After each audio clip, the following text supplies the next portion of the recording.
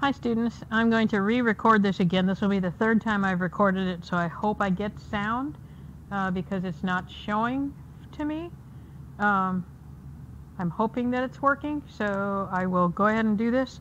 We're going to start with the insects pretty much now that are with complete life cycles, and that would be our beetles and lacewings, Dobson flies, relatives. So we're going to start with the Coleoptera. So if we look at the name for Coleoptera, it comes from the Greek words for sheath, koleos, and wing, pteron. So Coleoptera. So sheathed wings. So it relates to this hard cover that goes out of the beetles, the hard cover on the outer surface, and then the sheathed wings underneath. When we look at the beetles, it's probably the most diverse order that we have. If you notice here, there are over 350,000 species described. The biggest one is from South America here, and that's Titanus giganteus. It's a longhorn beetle, so this would have a larvae that burrows through the trees and is very destructive in South America. And again, this can get up to 165 millimeters, so you think that's 16.5 centimeters. 2.54 centimeters per inch, so that's about a 5 long inch beetle. Pretty gross. Okay. Looking at the species on the insect orders, when we look at them here in the textbook, you can see that this is by far almost a third of the population of my insects. So the Coleoptera makes up a third of the orders, and then Diptera and Lepidoptera probably makes up close to another third, and then the bees, the true bugs, the grasshoppers, and other miscellaneous do the last third.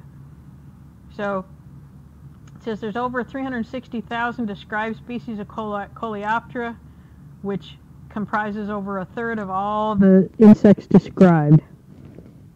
Okay, a little bit of history here, just how beetles, or I should say within the Coleoptera family, one of the most famous bands of all time were the Beatles out of Liverpool, England. They were first called the Quarrymen, and then when one of their band members, Stuart Sutcliffe, suggested that they do a tribute to Buddy Holly and the Crickets, who were actually killed in a plane crash, they changed their name to the Silver Beatles, and then ultimately went to the Beatles. If you look at that,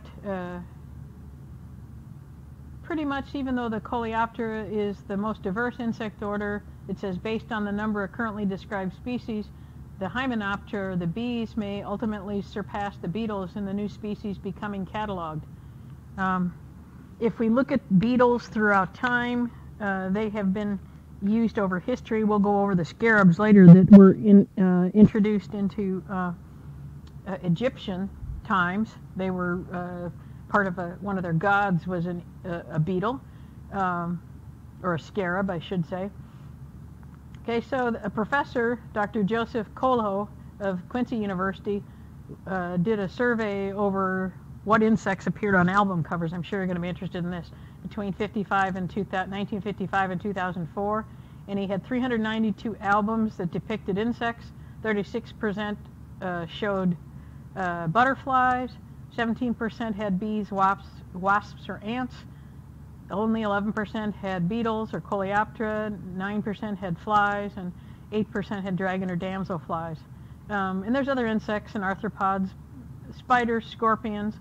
So you go from Buddy Holly and the Crickets through the beetles, Iron Butterfly in the 60s, Adam and the Ants, and there was another band called the Band of Bees as well.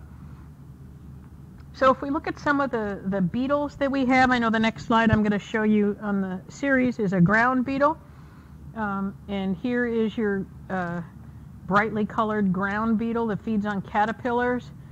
It's adapted to climbing trees, and it was actually introduced into North America to prey on the gypsy moth. So this is one of our beneficials, okay, that we have for a predator.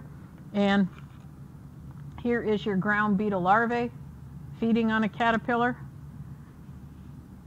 And you can see, just like a lot of the beetles, here are a bunch of the ground beetles coming together where there's a light. They are very much attracted to light sources. Again, depending on the beetle, some of these beetles have can actually have defensive capabilities where they can create a chemical reaction. Just depends on which beetle they are, because we talked about that with some of the Hemiptera. They can actually have, the true bugs actually can produce stink as well. I'm going to go back to the slides right now because I think that's what. Oh, I hit the wrong button. Sorry, guys. I'm not doing so hot on all of this. This is the third time I've done it, so I'm a little bit weirded out. Okay, I'm going to try to make this. I don't know that I can make it any bigger, so I'll move it over. Okay, so the Buprestidae, these are my flat-headed borers that are damaging to trees. We can see the larvae here in the wood. Okay, this is the bronze birch borer, and here is my flat-headed apple tree borer.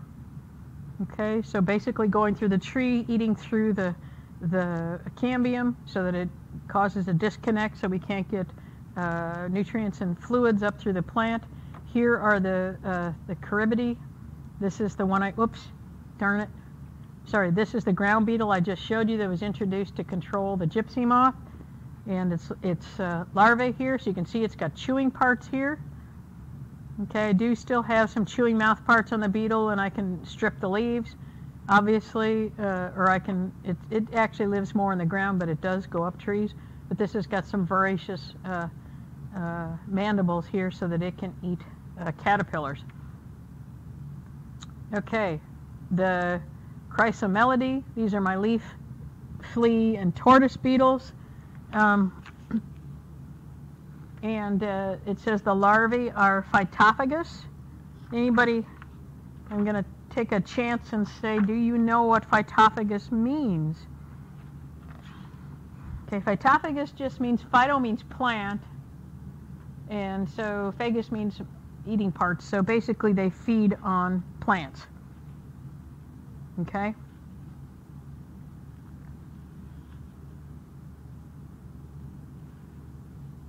And here's a golden tortoise beetle, and there's the larvae of the golden tortoise beetle. So they're going to feed on the leaves and the roots of the plants and cause damage. Here is the longhorn beetle I just talked about. Oh gosh, I'm trying to move this around, guys, to make it, I apologize. It is not letting me move it. Okay, so these are destructive wood borers, so they're going to hurt trees.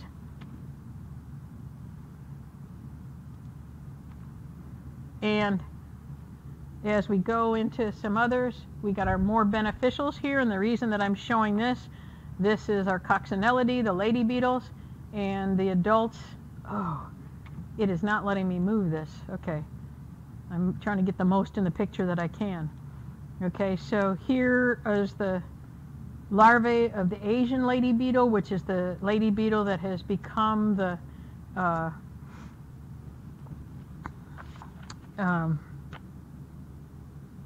a pest in houses. This is the one that comes in. It's the only one that comes inside the house. The next one is the larvae of the convergent lady beetle, and that does not come in the house. There's a Mexican one too, but I don't have the picture of that in there. And so you can see all the lady beetles here. The convergent, and let me take this, I'm going to go ahead and escape here and go back to my camera. Sorry for jumping around. But the convergent or convergent lady beetle is pictured here. I'm going to try to get that to show better. Okay, so here's the larvae of the convergent lady beetle. Okay, and then this is where it's going into, it's just starting to pupate. And here it is almost pupated, and it's getting its spots. So it's turning into an adult here. So this is also, these also feed on aphids just like the others do, but it does not go into houses.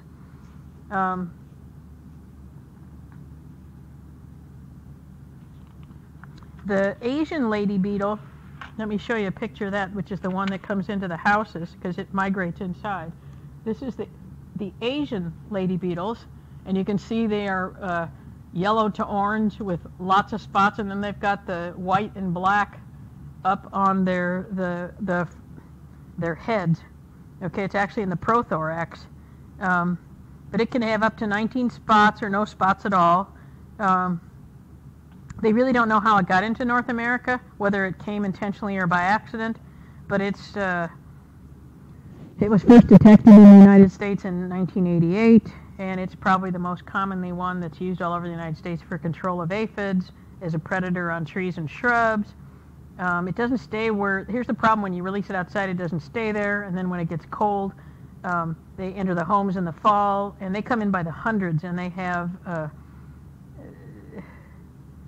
they actually have I'm trying to think of the name of the, let me think of the secretion. Okay. They can actually secrete a yellow defensive fluid, isopropyl methoxypyrazine, and it's a bitter, unpleasant odor that can stain.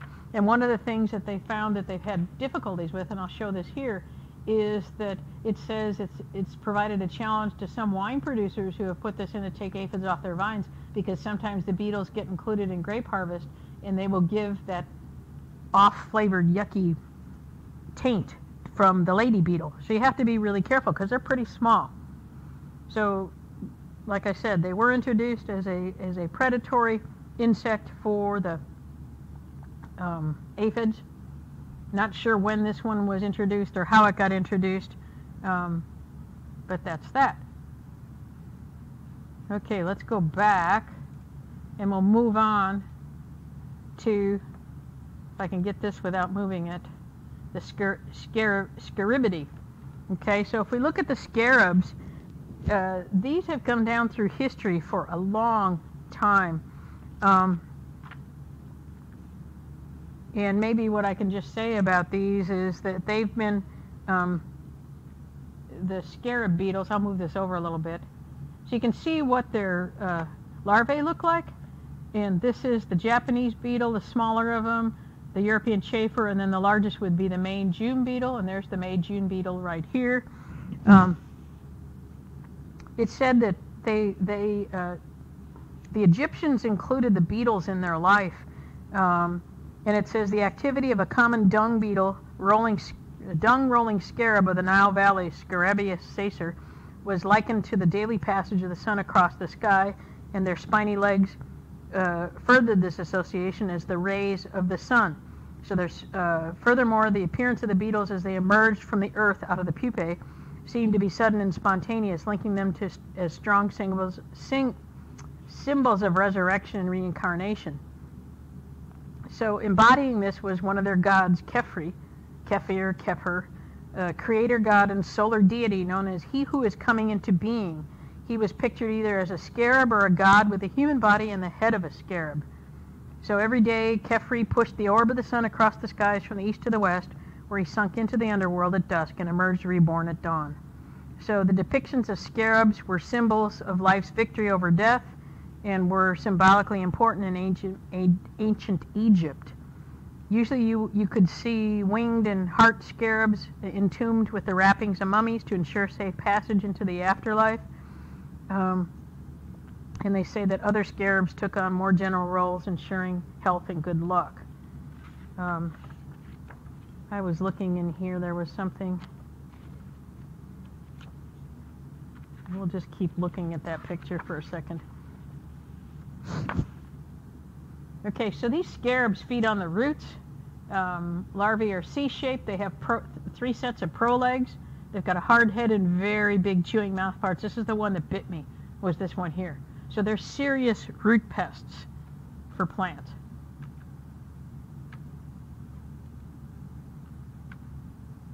Okay, so before I go on, the other thing I wanted to look at here, and I have to escape and go to the camera. Remember I talked a little bit about some of these beetles we just got through talking about them used with Egyptian cultures. Here is a bejeweled and ironclad beetle sold in the markets of Mérida, Mexico. So basically, this is a live ornament. So basically what they've done is they've actually glued the chain and jewels onto the back of this beetle. The Zopheridae, the ironclad beetles, it's native to the Mayan areas of the Yucatan. It says the larvae develop on rotting wood, and so they glue rhinestones to it and other objects to its back, and then they take a small gold chain with a pin, and it's pretty much pinned to you, and it becomes a living brooch. So you give it a little piece of apple slice, it can live over a year. It says its history is lost, but it is related to a Mayan legend. In this story, a princess fell in love with a man she was forbidden to marry. She became so deeply distressed that a shaman, seeing her predicament, changed her into a beautiful beetle. In this form, she could be kept next to the heart of her loved one. So I just thought I'd show you that. So, oh boy, some history or some different things that you didn't know about. So we'll go on to the other types of insects here, the other orders, and we'll move on to the Cuculionidae. Okay, and so these are going to be our weevils. So we've got the snout beetles and cuculios. And when we get into that, they actually will drill, the adults will drill holes into the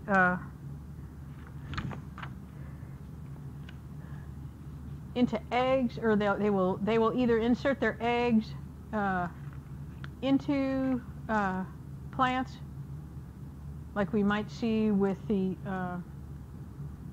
a couple of the weevils. What was I trying to say? I'll get there. And then with their snouts, what the other thing that we can see with them is that there's over 60,000 species, is they have chewing mouth parts here. So with this long snout, it can go pretty deep into the fruit or stem or whatever.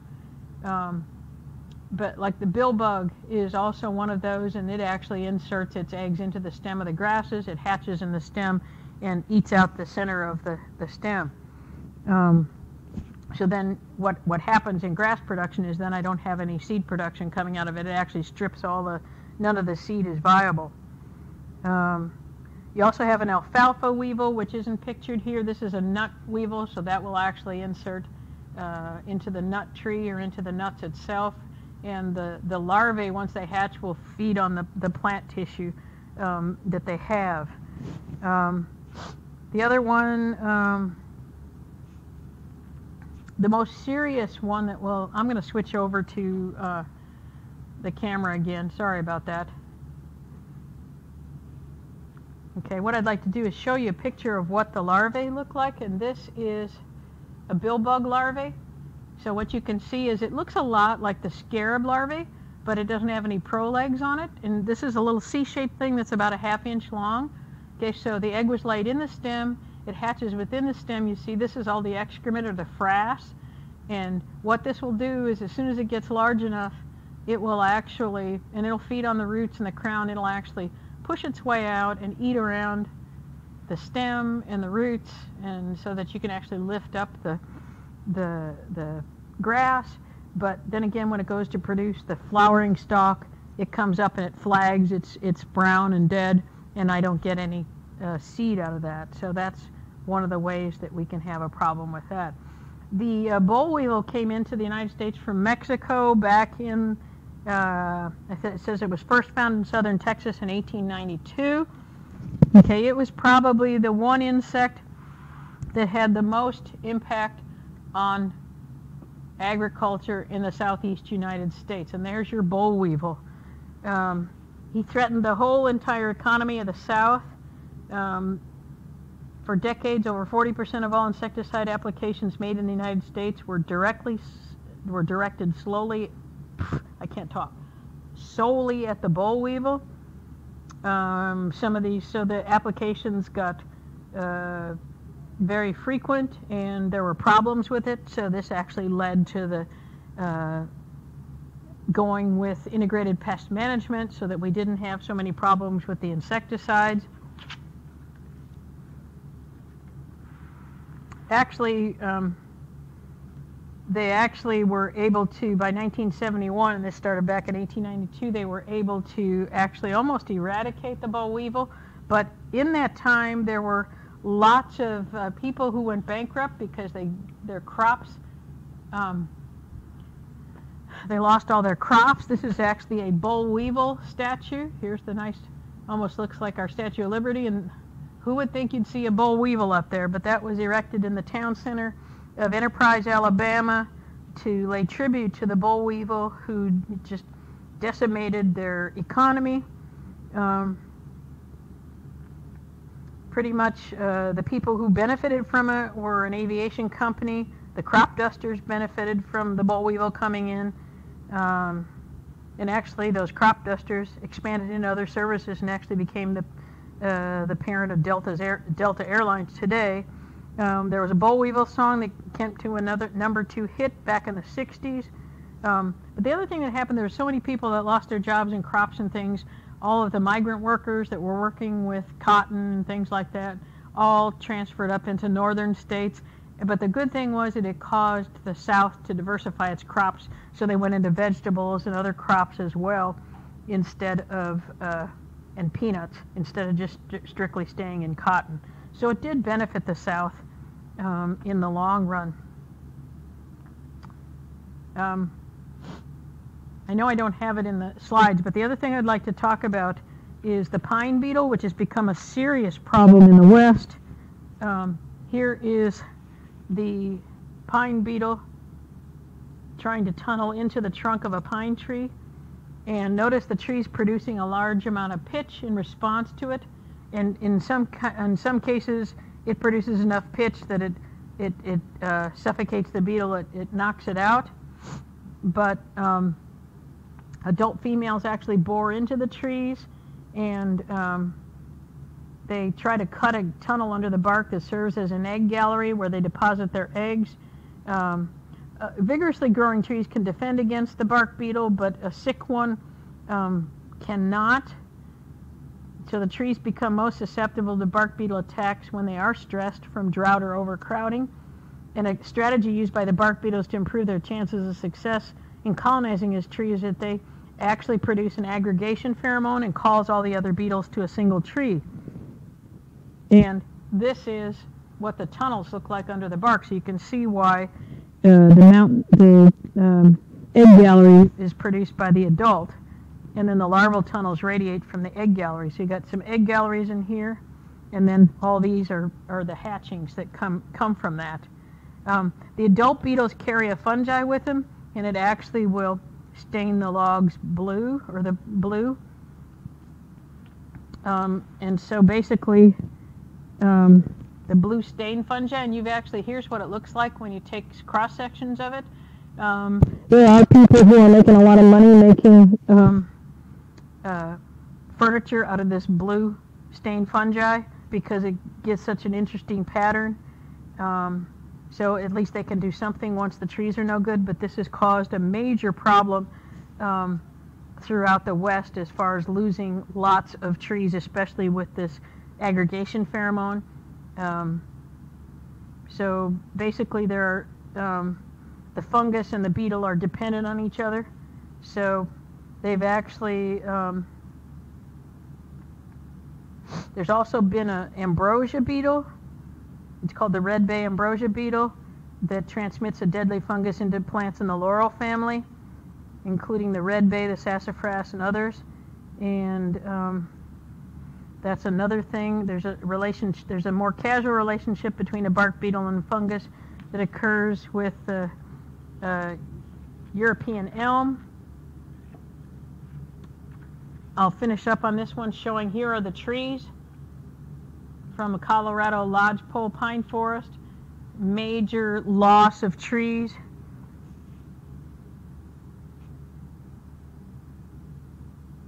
And this is the elm bark beetle. And this is what transmitted our Dutch elm disease. I'm trying to think, that was back in the 50s or 60s, because we had a lot of single populations of all these huge, lovely Dutch elms. At least I know on the campus of the University of Illinois we did. When I got there, all the trees were gone because it transmitted the disease through all the American elms. So there were no more American elms. Okay, I'm going to finish that and go on to the slides.